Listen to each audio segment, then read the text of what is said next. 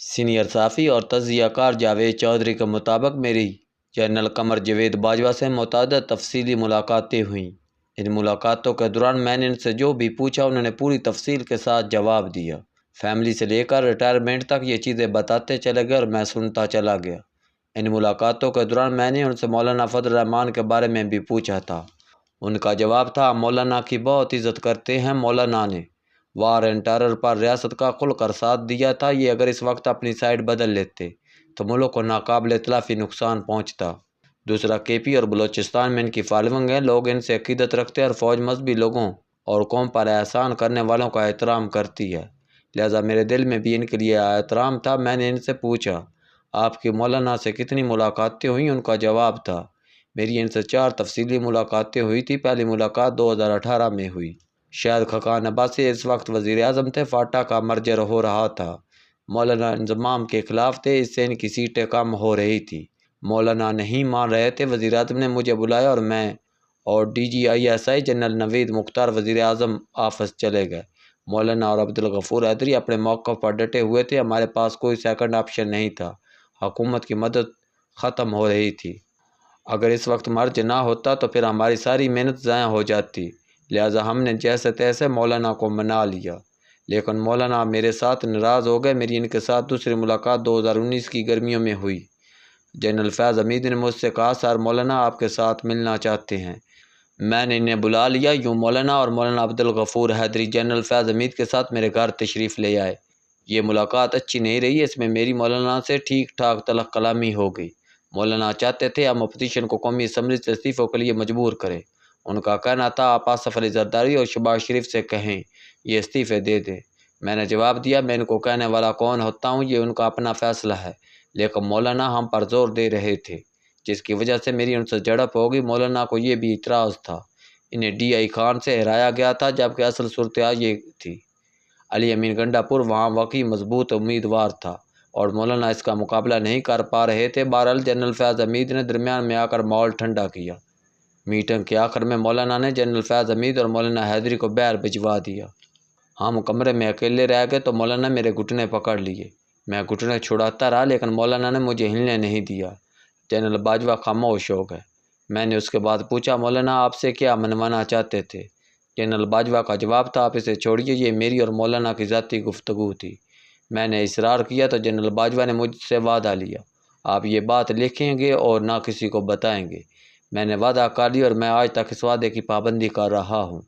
General Bajwa کا کہنا تھا، میری مولانا سے تیسری ملاقات 2019 میں اس وقت ہوئی جب یہ لانگ مارچ لے کر اسلام آباد آئے۔ ان دنوں دہشت گردی کے واقعات ہو رہے تھے، ہمیں خطرہ تھا اگر خدا نخواستہ مولانا کے دھرنے میں کوئی واقعہ ہو گیا تو سینکڑوں لوگوں کی جان چلی جائے گی، لہٰذا میں نے جنرل فیض حمید سے کہا اور وہ مولانا کو میرے پاس لے آئے۔ اس بار ان کے ساتھ اکرم درانی تھے۔ میں نے جنرل صاحب کو روک کر پوچھا، جنرل فیض کے مولانا سے تعلقات کیسے تھے؟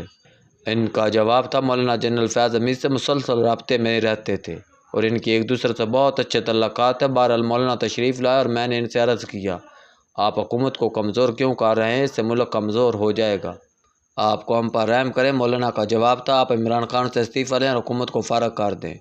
میں نے ان سے ایک بار پھر عرض کیا، میں وزیر اعظم سے استعفیٰ لینے والا کون ہوتا ہوں؟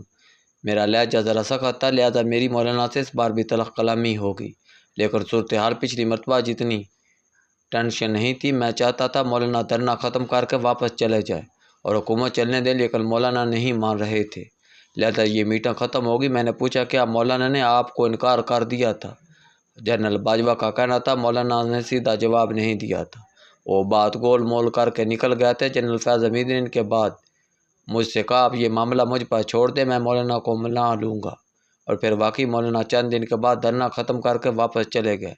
مجھے بعد ازاں جنرل فیض حمید نے بتایا، سر میں نے چودھری شجاعت اور پرویز الہی سے بات کی تھی، انہوں نے مولانا سے رابطہ کر کے انہیں دھرنا ختم کرنے پر راضی کر لیا۔ میری ریڈنگ تھی، مولانا کو محسوس ہوا ہوگا دھرنے سے حکومت پر کوئی خاص ڈنٹ نہیں پڑ رہا، لہٰذا انہیں کوئی سیف پیسج چاہتے ہیں، اور جنرل فیض حمید نے چودھری برادران کے ذریعے انہیں وہ پیسج دے دیا، اور شاید ان لوگوں نے انہیں کوئی گولی بھی کرائی ہوگی جو امن ایسے حالات میں کرائی جاتی ہے۔ بہرحال یوں دھرنا ختم ہو گیا۔ جنرل باجوہ نے اس کے بعد مجھے بتایا، میری مولانا سے آخری ملاقات 26 مارچ 2022 کو اسلام آباد کی بی میس میں ہوئی تھی۔ مجھے عمران خان نے پرویز خٹک کے ذریعے وزیر اعظم ہاؤس بلایا جنرل ندیم منجم بھی میرے ساتھ ہے۔ وزیر اعظم نے ہمیں مینڈیٹ دیا، آپ اگر اپوزیشن کو عدم اعتماد کی تحریک واپس لینے پر قائل کر لیں تو میں اسمبلیاں توڑ کر نیا الیکشن کرانے کے لیے تیار ہوں۔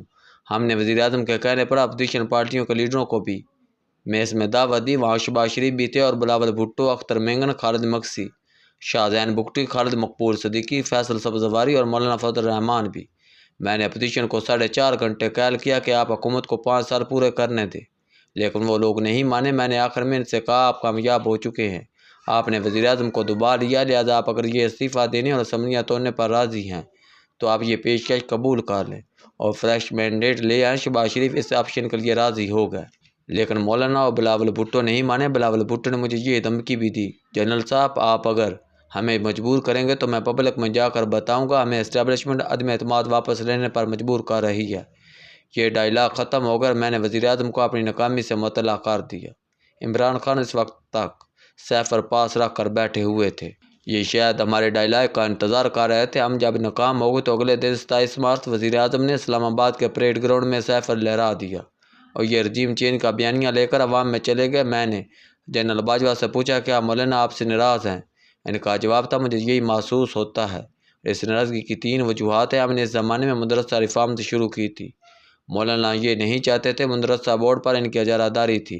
ریفارمز کے بعد یہ اجارہ داری ختم ہو گئی اور میدان میں جامعۃ الرشید جیسے نئے پلرز بھی آ گئے۔ مولانا اس پر خفا تھے۔ دوسری وجہ فاٹا مرجر تھا اور تیسری وجہ 2019 میں میری ان کے ساتھ طلاء کلامی تھی۔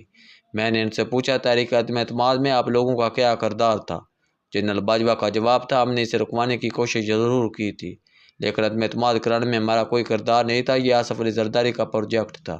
مارچ 2021 میں سینٹ کے الیکشن میں جب یوسف رضا گیلانی جیت گئے اور عمران خان کے وزیر خزانہ حفیظ شیخ ہار گئے تو آصف علی زرداری بھاگ گئے۔ فوج اب حکومت کی پشت سے ہٹ گئی ہے، لہذا یہ ایکٹیو ہو گئے، میں نے کہا، لیکن اسٹیبلشمنٹ نے 6 مارچ 2021 کے ووٹ آف کانفیڈنس میں حکومت کا ساتھ دیا تھا۔